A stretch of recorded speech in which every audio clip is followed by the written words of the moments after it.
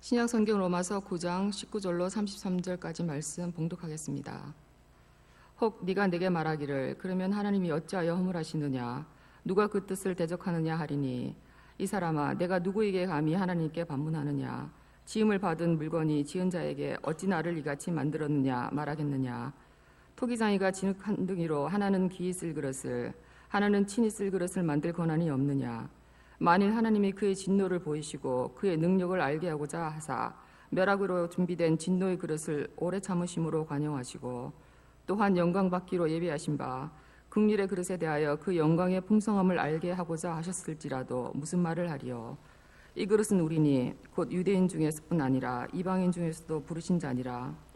호세아의 글에도 이르기를 내가 내 백성 아닌 자를 내 백성이라 사랑하지 아니한 자를 사랑한 자라 부르리라. 너희는 내 백성이 아니라 한 그곳에서 그들이 살아계신 하나님의 아들이라 일컬음을 받으리라 함과 같으니라. 또 이사야가 이스라엘에 관하여 외치되 이스라엘 자손들의 수가 비록 바다의 모래 같을지라도 남은 자만 구원을 받으리니 주께서 땅 위에서 그 말씀을 이루고 속히 시행하시리라 하셨느니라. 또한 이사야가 미리 말한 바 만일 만군의 주께서 우리에게 씨를 남겨두지 아니하셨더라면 우리가 소돔과 같이 되고 고모라와 같았으리로다 함과 같으니라. 그런즉 우리가 무슨 말을 하리요 의를 따르지 아니한 이방인들의 의를 얻었으니 곧 믿음에서 난 의요 의의 법을 따라간 이스라엘은 율법에 이르지 못하였으니 어찌 그러하냐 이는 그들이 믿음을 의지하지 않고 행위를 의지함이라. 부딪힐 돌에 부딪혔느니라. 기록된 바 보라 내가 걸림돌과 거치는 바위를 시온에 두노니 그를 믿는 자는 부끄러움을 당하지 아니하리로다. 우리가 지난주에 굉장히 어려운 주제에 대하여 우리가 본문의 말씀을 묵상했습니다. 하나님의 선택과 예정에 대한 말씀이지요. 하나님께서 우리를 선택하고 부르셔서 오늘 이 자리에 있게 하셨다라고 하는 것입니다. 사람이 제 아무리 자유의지가 있고 내가 능력이 있고 힘이 있어도 결코 하나님의 주권과 그 능력을 넘어서는 정도까지 우리의 주권과 힘이 우리의 자유의지가 강하지는 않다는 것 우리가 알아야 되겠습니다. 그럼에도 불구하고 우리가 하나님의 주권에 대해서 우리가 온전히 받아들이지 못하기 때문에 우리 신앙생활에 이런저런 여러 가지 걱정과 근심, 어려운 문제들이 발생하곤 합니다. 사람이 태어나서 살면서 가장 먼저 배우는 질문이 있습니다. 그게 뭐냐면 왜라고 하는 질문이죠. 아이들이 어렸을 때 왜라고 하는 질문 정말 많이 던집니다. 저도 제 딸 키울 때 뭐든지 왜라고 하니까 야 이걸 어떻게 대답을 해야 하나 이런 근심이 많았던 것 같아요. 그래서 대답을 해주면 또 왜? 그러면 또 왜 그럴까요? 아이들에게 있어서는 정말 지적인 욕구가 너무나도 강하거든요. 세상 모든 것이 다 새롭고 호기심에 가득 차 있기 때문에 알고 싶어요. 그래서 왜? 라고 계속 질문을 던지는 것입니다. 하지만 사춘기가 되면 이 왜라는 질문이 조금 달라집니다. 어떻게 달라집니까? 자기 주장의 욕구 안에서 이 왜라고 하는 질문을 던집니다. 왜? 부모님 말씀하시는 대로 살아야 돼? 왜? 공부해야 돼? 왜 내 마음대로 할 수 없어? 왜? 라고 던지기 시작합니다. 반항심에서 나오는 왜고 자기 주장, 곧 내가 내 마음대로 살고 싶고 익숙하게 내가 받아들이고 남이 하라는 대로 그렇게 해왔던 삶에서 벗어나서 내 식대로 한번 해보고 싶다라고 하는 욕구에서 왜라고 하는 질문을 던지게 됩니다. 사람 사이에서도 이렇게 왜라고 하는 질문이 다르고 종류가 두 가지가 있듯이 사람이 하나님에게도 왜라고 하는 질문을 던질 때 이 두 가지의 의미가 다 사용이 됩니다. 창세기 1장 17절에 선악을 알게 하는 나무의 열매는 먹지 말라 하나님께서 명령하셨습니다. 내가 먹는 날에는 반드시 죽으리라 경고도 하셨습니다. 지적인 욕구로서 이 질문에 대하여 왜라는 질문을 던진다면 하나님께서는 하나님의 바른 뜻을 우리에게 가르쳐 주십니다. 우리에게 말씀하시기를 선악을 알게 하는 나무를 에덴 동산에 세우신 까닭은 하나님의 주권을 바라보게 하려고 함이고 바로 여기까지가 피조물인 사람이 살아가야 할 한계라고 하는 것을 보여주는 것이죠. 그래서 하나님은 명령하고 또 피조물인 사람은 순종해야 하는 관계 가운데 있다는 것을 이 선악을 알게 하는 나무를 통해서 보여주시는 것입니다. 그러니까 이곳은 침범하지 말아야 할 하나님의 영역입니다. 선악을 알게 하는 나무는 말이죠. 그렇게 생각한다면 그 나무를 지날 때마다 아담과 하와는 하나님이 따먹지 말라고 하셨어. 하나님은 하나님이시고 나는 피조물이야 라고 생각하게 될 것이고 하나님을 경외하며 살아가게 될 것입니다. 그런 유익이 있습니다. 그러나 자기 주장의 욕구로서 혹은 반항심으로서 왜라고 하는 질문을 던진다면 전혀 다른 의미를 가지게 됩니다. 왜 하나님은 시험 들게 에덴 동산에다가 선악을 알게 하는 나무를 심어 두었을까? 차라리 없었다면 사람이 죄를 지을 일도 없었을 텐데 하나님은 왜 그렇게 하신 거야? 라고 하는 생각을 합니다. 차라리 없애버리시지. 혹은 내가 왜 하나님의 명령에 순종해야 돼? 순종하지 않으면 어떻게 될까? 테스트해보고 싶은 마음으로 왜를 던진다면 문제는 전혀 달라집니다. 하나님의 주권은 선악과를 통해서 우리에게 가르쳐 주신 것입니다. 하나님은 선악을 알게 하는 나무를 심으셔서 우리에게 두 가지를 가르쳐 주세요. 하나는 하나님은 창조주로서 피조물인 우리에게 명령하실 수 있는 분이라고 하는 사실을 가르쳐 주고, 두 번째는 사람은 피조물로서 하나님께 순종해야 하는 존재다라고 하는 것을 가르쳐 줍니다. 그래서 선악을 알게 하는 나무를 통해서 창조주와 피조물 사이의 관계가 바르게 세워질 때, 그럴 때 에덴 동산은 평화롭고 아름답고 하나님께서 살아가게 하신 가장 자연스러운 방식으로 살아가게 됩니다만, 사람은 그렇게 살지 않았습니다. 하나님의 주권을 인정하지 않는 것, 그것이 무엇입니까? 죄입니다. 창세기 3장에서 벌어진 사건은 바로 하나님의 주권에 대한 도전인 것이죠. 창세기 3장 5절 말씀 보면 아담과 하와의 마음을 마지막으로 무너뜨려 죄를 짓게 하는, 선악을 알게 하는 나무의 열매를 따먹게 하는 결정적인 말이 소개됩니다. 이렇게 기록되어 있습니다. 너희가 그것을 먹는 날에는 너희의 눈이 밝아져 하나님과 같이 되어 선악을 알 줄 하나님이 아심이니라. 하나님이 아셨다는 거예요. 어떤 것을 아셨다는 거예요? 너희들이 하나님이 될 수도 있다는 사실을 알고 계셔서 일부러 못 먹게 하신 거야 라고 선악을 알게 하는 나무를 심어 놓으신 하나님의 뜻을 왜곡시켜 전달합니다. 그래서 아담과 하와는 하나님을 의심하고 불신하게 됩니다. 그들이 이해할 수 없는 부분에서 반항적인, 자기주장적인 왜를 던짐으로써 하나님께 도전장을 내밉니다. 선악을 알게 하는 나무의 열매를 따먹었다는 사실은 더 이상 하나님의 명령에 순종하며 살지 않고 나의 능력대로 살겠고 나의 계획대로 살겠고 나의 의지대로 살겠다고 하는 것을 보여주는 것입니다. 더 이상 하나님의 주권과 섭리 속에서는 살지 않겠다라고 하는 것을 선악을 알게 하는 나무의 열매를 따먹음으로써 보여주는 것이죠. 그래서 죄란 가장 밑바닥에 하나님의 주권을 인정치 않는 마음이 깔려 있는 것이고, 죄의 본질은 바로 그것입니다. 이러한 하나님의 주권을 인정치 않는 사람에 대하여 하나님은 진노하시고 여러 가지 방법으로 우리의 마음을 돌이켜보고자 했지만 사람은 끝내 마음을 돌이키지 않습니다. 그래서 하나님은 사람을 구원하시고자 하는 사랑과 열망에 가득 차셔서 최후의 방법으로 자신의 아들 예수 그리스도를 이 땅에 보내신 것이죠. 그래서 그분이 죽으심으로 우리의 죄가 그분의 죽음과 함께 사해지도록 하나님께서 은혜를 베풀어 놓으셨습니다. 그래서 예수님을 바라보고 믿는 자마다 다 구원을 얻을 수 있도록 하나님께서 은총을 베풀어 놓으신 것입니다. 이런 예수 그리스도를 구주로 받아들이고 믿는 것, 이것은 필연적으로 하나님께서 우리의 주권자이심을 인정하는 과정이 동반될 수밖에 없는 것이죠. 그것이 인정되지 않으면 예수님의 죽으심과 부활이 도무지 믿어지지가 않는 것입니다.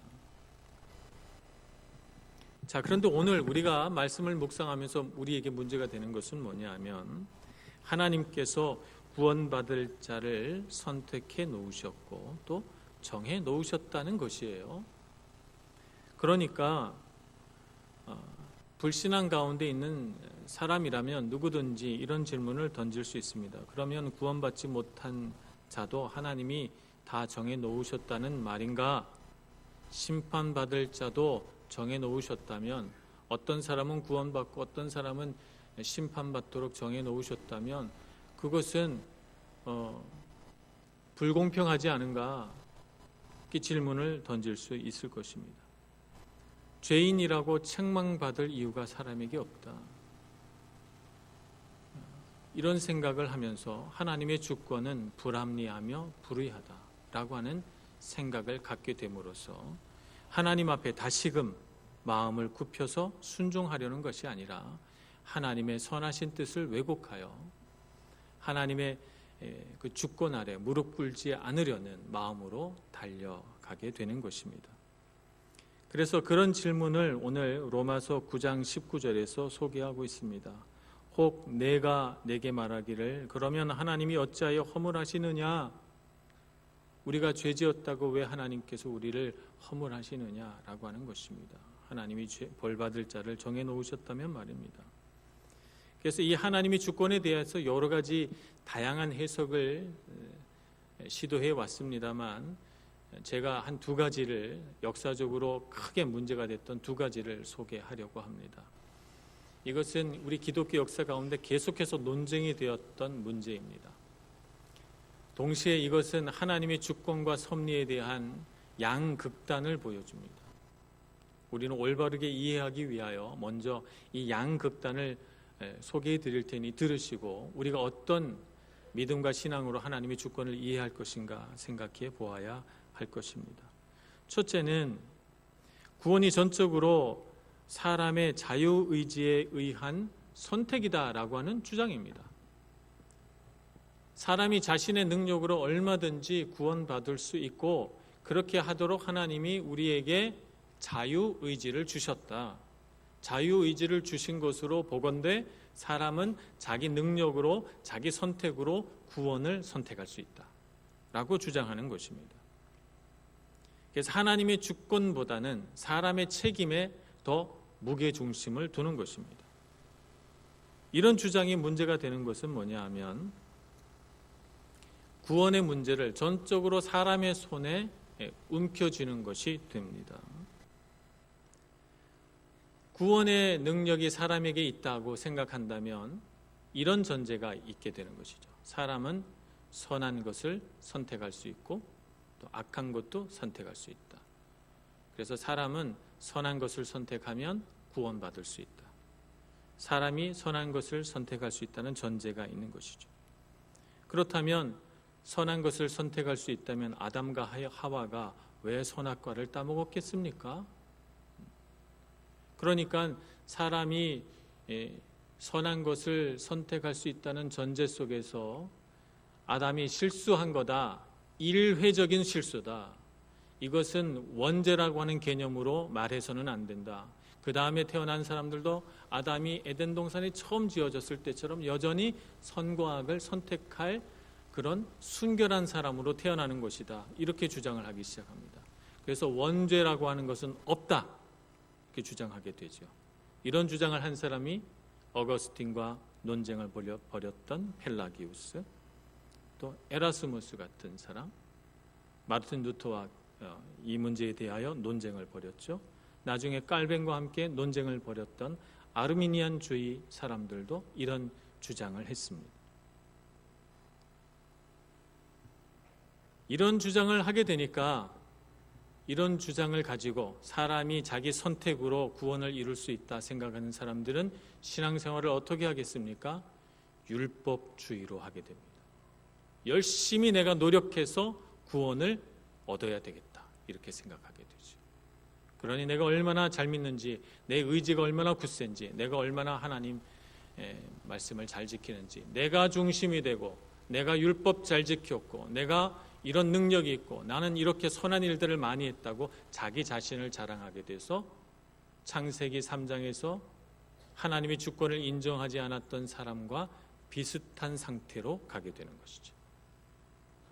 열심히 자기가 노력했기 때문에 반면에 하나님의 주권은 소홀히 여기게 되고 경시되는 경향을 가지게 되는 것입니다. 여기에 반해서 또 그 반대 극단으로 가는 신앙도 있습니다. 사람은 구원의 문제에 있어서 아무런 역할도 하지 못한다. 그냥 하나님 손에 모든 문제가 다 달려있다. 사람은 자기 죄에 대한 책임을 질 필요가 없다. 하나님이 구원받을 자와 심판받을 자를 다 선택해 놓으셨기 때문이다. 어쩔 수 없다 사람은. 이렇게 주장하는 것이죠. 그러다 보니 사람이 죄를 짓는 것도 하나님이 정해놓은 것이죠. 그러니까 사람이 죄를 짓도록 하나님께서 하신 거니까 악에 대한 책임도 하나님께 있습니다. 이렇게 되니 하나님의 주권은 매우 불합리한 주권이 됩니다. 세상을 구원하시려는 하나님의 계획도 사람이 살아가는 사람의 어떤 선택과 결정과 전혀 상관이 없는 것이죠. 그냥 하나님이 정해놓으신 대로 하면 되지라고 생각하니까 운명론에 빠집니다. 삶에 아무 소망이 없습니다. 무기력해집니다. 하나님 다 정해놓으셨는데 사람이 노력한들 무슨 변화가 있겠는가, 이런 생각을 하게 되고, 이런 생각에 빠지게 되면 신앙생활이 매우 무기력해질 수밖에 없다는 것입니다. 정말 그렇습니까? 성경의 말씀을 가만 살펴보면 하나님께서 사람을 지으시고 사람에게 주신 가장 큰 선물이 있습니다. 그것은 사람에게 선택할 수 있는 자유를 주셨다는 것입니다. 이것을 자유의지다 이렇게 부릅니다. 하나님의 명령에 순종할 것인가 아니면 거역할 것인가 사람에게 선택할 수 있게 해 주셨습니다. 그렇지 않으면 뭐하러 선악을 알게 하는 나무의 열매를 따먹지 말라 명령하셨겠습니까? 명령했다는 것은 그 명령에 순종할지 안 할지를 사람이 선택할 수 있게 해주셨다는 것입니다. 이때 아담과 하와는 자유롭습니다. 건강합니다. 자기 마음에 하나님께서 주신 선한 의지대로 선악을 알게 하는 나무의 열매를 따먹지 않습니다. 근데 한번 하나님의 명령을 거역하고 선악을 알게 하는 나무의 열매를 따먹은 후에는 어떻게 됩니까? 사람이 갖고 있는 자유의지는 부패하고 타락합니다. 더 이상 자유의지로서의 기능을 상실합니다. 악한 것을 선택하는 것은 너무 쉬운데 선을 선택하는 일은 너무너무 어렵게 됩니다. 그래서 선을 선택하려고 원죄를 가지고 태어난 사람은 계속해서 노력하고 시도하지만 선을 선택하고 나서 보니 내 욕심이요, 선을 선택했다고 생각해서 돌아보니 다 내 허물이요 잘못이었다는 것을 알게 됩니다. 그런데 악한 일을 선택하는 일은 너무나도 빠르고 너무나도 쉽습니다. 그런 우리의 모습을 보는 것이죠. 그래서 마틴 로이드 존스 목사님은 이렇게 말씀하셨습니다. 복음을 거부하는 것은 우리의 책임이지만 복음을 받아들이는 것은 우리의 공로가 아니다. 우리가 자랑할 것이 아무것도 없다는 것입니다. 하나님은 우리와 인격적인 관계를 맺기 위해서 우리에게 자유의지를 주시고 하나님과 인격적인 관계를 맺기를 원하셨지만 이 하나님이 주신 놀라운 선물을 가지고 우리는 죄를 범하였으므로 우리는 스스로 하나님 앞에 갈 능력을 상실해 버렸습니다. 그래서 구원은 하나님의 주권과 은총 아래서 이루어지는 것이고 죄를 짓는 것은 우리의 선택이요 우리의 결정인 것입니다. 이렇게 다르다는 것을 분명히 알아서 양극단으로 치우치지 마시고 중심을 잡고 신앙생활 하실 수 있는 여러분들 되시기를 축복합니다. 복음을 거부해서는 안 되겠습니다. 복음을 받아들이는 자가 되어야 합니다.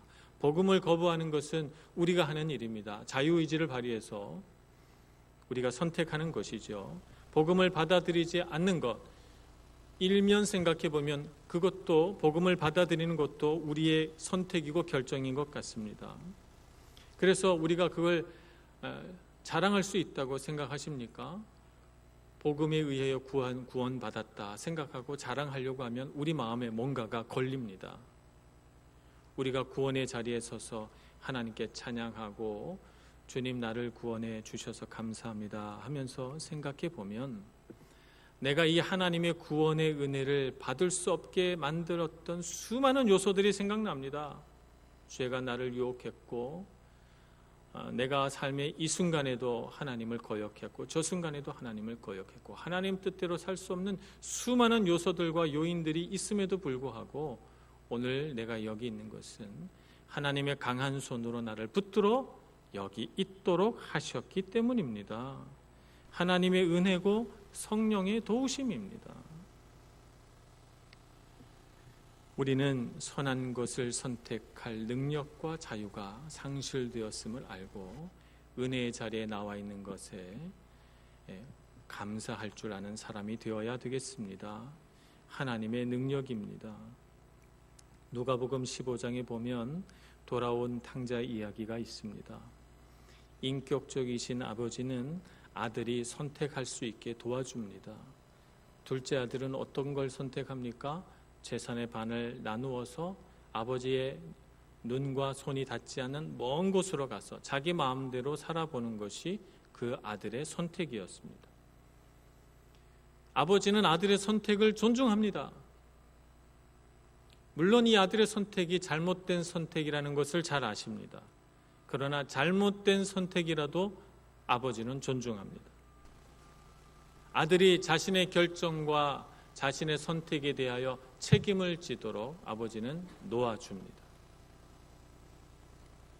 이 아들에게는 뭐가 문제입니까? 자신의 선택이 잘못되었다는 것을 몰라요. 영적인 무지가, 자신에 대한 과신이 이 아들에게는 문제가 되는 것입니다. 그리고 아들은 예상대로 고단한 인생을 살게 됩니다. 탕진하고 자기 갖고 있는 모든 자원들을 다 써버립니다. 비참한 삶에 빠집니다. 이런 삶 속에서 아들의 마음속에는 아버지께로 돌아가야 되겠다라고 하는 용기가 생깁니다. 물론 부끄럽습니다. 내가 아버지에게 무슨 자격이 있나? 그러니 종들 중에 하나로 여겨달라고 말하고 용서를 구하고 돌아가자 이렇게 생각합니다. 그리고는 아버지 앞에 와서 꿇어 엎드려 하늘과 아버지께 죄를 지었다고 고백하며 자신의 책임을 인정하고 용서를 구합니다. 받아달라고 하면서 종의 하나로 여겨달라고 말합니다. 아버지는 이 아들을 어떻게 맞아들입니까? 아버지는 이 아들을 기다렸습니다. 날마다 이 아들이 올까 생각하고 마을 밖을 바라보다 아들이 저 멀리 마을 밖에서 모습을 드러내자마자 가장 먼저 이 아들을 알아보고 달려옵니다. 기다려주신 아버지, 자격 없는 이 아들을 다시금 아들로 받아주시는 용서하시는 아버지로 나타납니다. 아들은 아버지께서 신을 신겨주시고 옷을 입혀주시고 손에 반지를 끼워주셔서 아들의 지위로 받아주셨을 때 그때서야 비로소 압니다. 내가 여기 이 아들의 자리로 돌아오게 된 까닭은 아버지의 사랑 때문이었구나.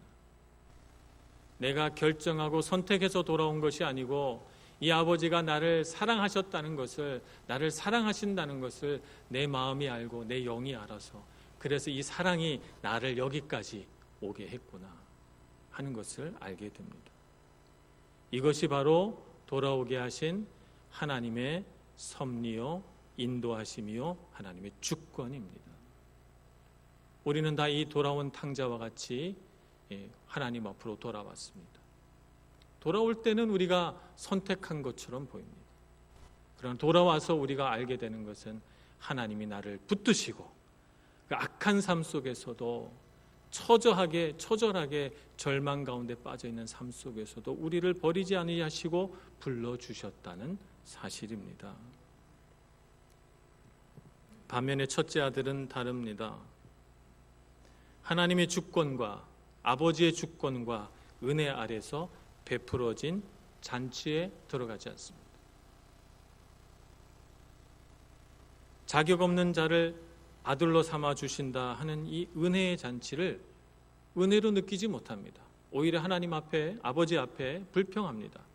나는 이토록 아버지 옆에 오랫동안 있었건만 나를 위해서는 양새끼 한 마리 안 잡아주시더니 저 아버지의 재산을 반으로 나누어 가지고 가서 창녀와 함께 탕진한 이 아들을 위해서는 소를 잡아 잔치를 벌이시니 너무한 건 아닙니까?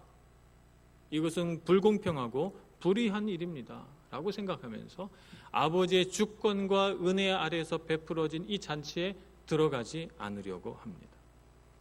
아버지의 선한 마음, 아버지의 지극하신 사랑을 불공평과 불의로 인식합니다. 그리고 아버지를 비난하고 판단합니다. 아버지의 주권을 인정하지 않습니다. 그러므로서 실제로 아버지 옆에 가까이 있었음에도 불구하고 아버지의 주권을 인정하지 않고 은혜로 들어오지 않는 모습을 보게 되는 것입니다. 오늘 우리도 선택해야 합니다.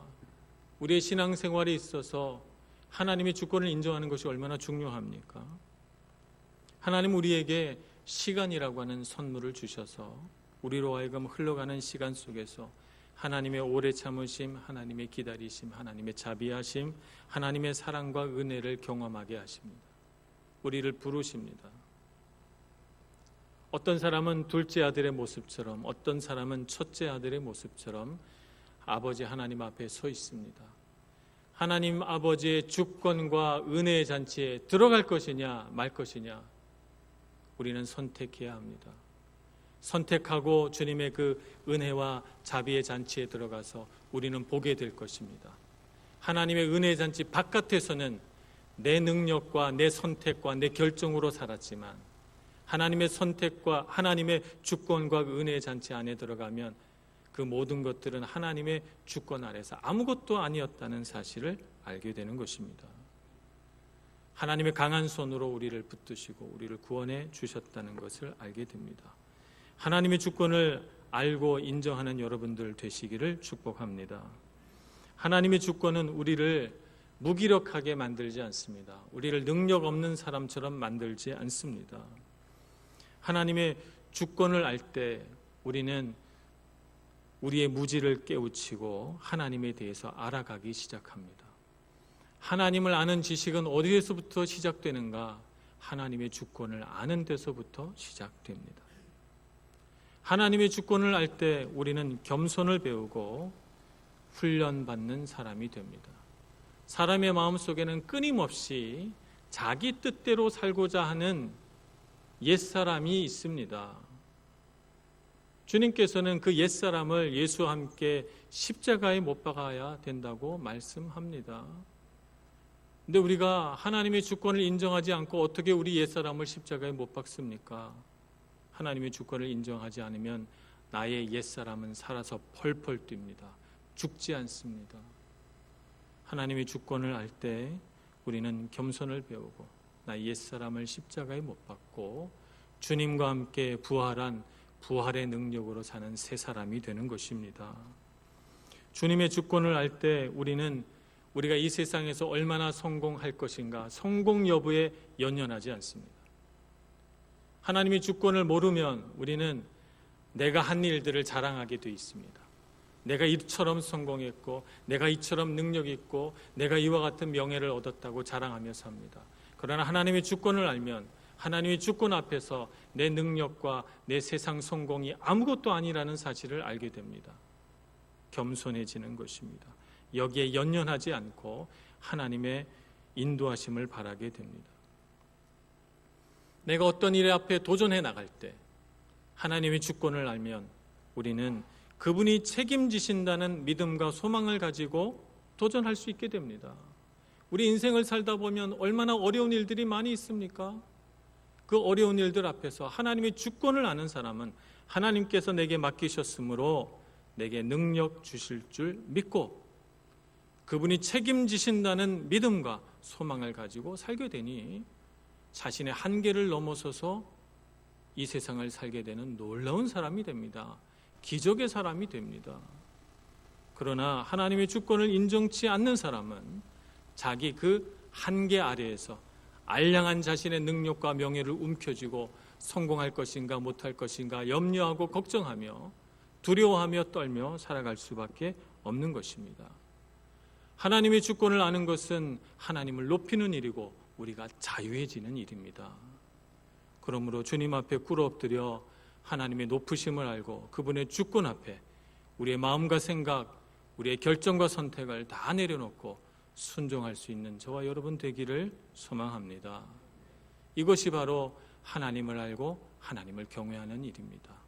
하나님 경외하는 일을 배워가시고 하나님과 인격적인 관계를 맺어 주님을 기쁘시게 하는 여러분 모두가 되시기를 간절히 축원합니다. 기도하겠습니다. 자비로우신 하나님, 주님의 크신 은혜를 우리에게 내려주셔서 우리가 악한 것에 무릎 꿇지 않고 예수 그리스도를 믿음으로 선하신 하나님의 인도하심을 따라 여기까지 살게 하시니 감사합니다. 우리 삶에 베풀어 주신 모든 것이 하나님의 은혜인 줄 알고 또 믿습니다. 주님 앞에 감사하는 마음을 잃어버리지 않게 하여 주옵소서. 우리가 가진 것에 만족하는 믿음을 갖게 하여 주시옵소서. 우리에게 얼마든지 더 주실 수 있는 분이 하나님이신 줄 알고 주님과 동행하는 것을 기뻐하는 저희들 되게 하여 주옵소서. 이제 주님 앞에 나아갑니다. 주님께서 우리의 마음을 은혜롭게 하셔서 주님을 경외하고 주님을 높이는 삶을 살도록 인도하여 주옵소서. 예수님의 이름으로 기도합니다.